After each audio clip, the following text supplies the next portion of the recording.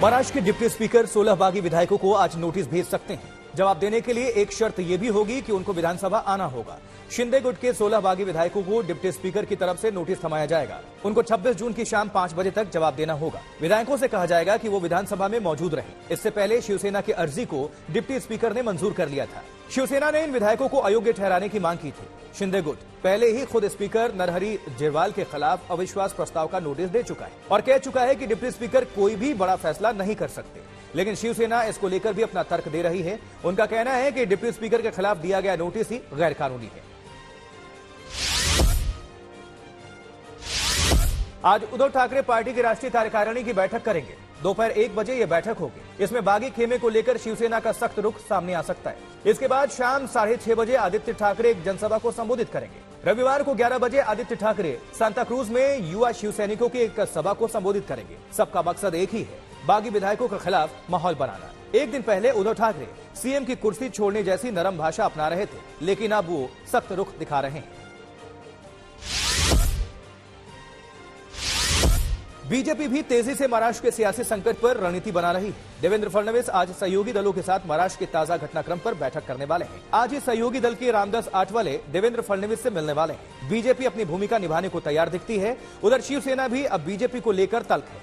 शिवसेना के सांसद सावंत तो साफ कह रहे हैं कि बागी शिवसेना विधायक बीजेपी में शामिल होंगे।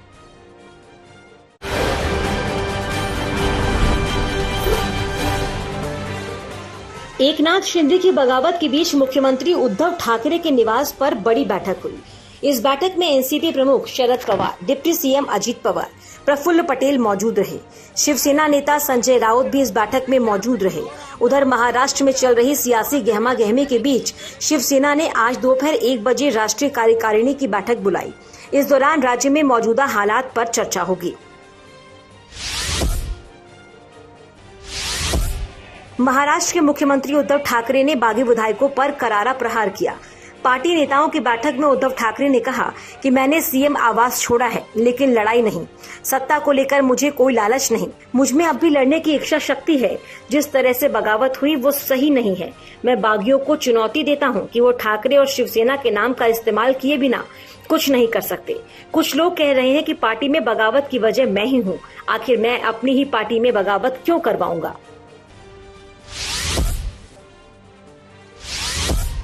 शिवसेना के जिला अध्यक्षों के साथ बैठक में आदित्य ठाकरे ने कहा कि सत्ता आती जाती रहती है। हम सत्ता की लालची नहीं है। हमें परिवार के सदस्य ने धोखा दे दिया। ज्यादा बोली लगी तो उन्होंने हमें छोड़ दिया। पहले भी लोगों ने शिवसेना को धोखा दिया है। महाराष्ट्र में जारी सियासी घमासान के बीच एनसीपी नेता जयंत पाटिल ने कहा कि अगर 40 विधायक टूरिस्ट बनकर सूरत और गुवाहाटी चले गए तो इसका मतलब ये नहीं कि वो हमारी सरकार में नहीं है। वो शिंदे साहब के पीछे हैं और अभी शिंदे साहब सरकार के बाहर नहीं गए हैं और न ही उन्होंने इस्तीफा दिया है। अभी तक वो शिवसेना के हिस्सा हैं और सरकार में मंत्री भी हैं। अभी तक किसी ने राज्यपाल को इस्तीफा नहीं भेजा। जयंत पाटिल ने कहा कि सरकार सुचारू रूप से काम कर रही है। अभी ऐसी कोई तस्वीर नहीं दिख रही जिससे ये पता चले कि सरकार से समर्थन वापस ले लिया गया है।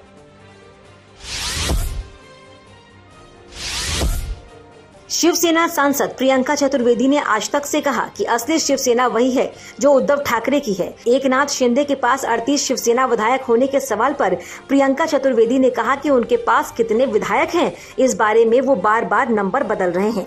अगर उनके पास विधायक हैं तो वो फ्लोर पर अपना बहुमत साबित क्यों नहीं करते, और कानून भी यही कहता है।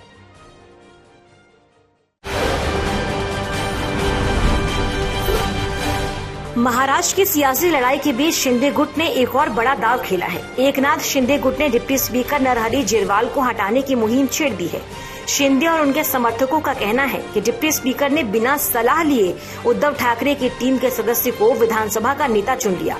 दूसरी तरफ विधायक महेश बाल्दी और विनोद अग्रवाल ने डिप्टी स्पीकर को पत्र लिखा, जिसमें कहा गया है कि उनको अरुणाचल प्रदेश के साल 2016 के केस को देखना चाहिए। इसमें सुप्रीम कोर्ट ने कहा था कि अगर स्पीकर खुद सवालों के घेरे में हो तो वो किसी विधायक को अयोग्य ठहराने का काम नहीं कर सकते। महाराष्ट्र में चल रहे राजनीतिक उठापटक के बीच महाराष्ट्र नव निर्माण सेना पोस्टर के जरिए शिवसेना पर तंज कस रहा है। मुंबई के साकीनाका इलाके में लगाए गए पोस्टर में पूछा गया कि अब कैसा लग रहा है आपको। इस तंज के पीछे वजह यह है कि कुछ साल पहले शिवसेना ने MNS पार्षद को अपनी ओर खींच लिया था और तब MNS खत्म होने की कगार पर थी। शुक्रवार को शिवसेना नेता संजय राउत ने शरद पवार से मिलने के बाद बागियों के खिलाफ सख्त तेवर दिखाए। उन्होंने कहा कि हमें जो करना था कर लिया, हम सब एक साथ हैं। बागियों से बातचीत और उसके वापस आने का वक्त अब निकल चुका है। संजय राउत ने कहा कि अगर फ्लोर टेस्ट हुआ तो हम ही जीतेंगे, अगर लड़ाई सड़क पर हुई तो वहाँ भी जीतेंगे। हमारा जिसे सामना करना है वो मुंबई आ सकते हैं। बागी विधायकों ने गलत कदम उठाया है, हमने इनको वापस आने का मौका भी दिया, लेकिन अब समय निकल चुका है। हम हार मानने वाले नहीं, हम जीतेंगे, फ्लोर ऑफ द हाउस पर जीतेंगे। अगर लड़ाई सड़क पर हो गई तो वहां भी जीतेंगे।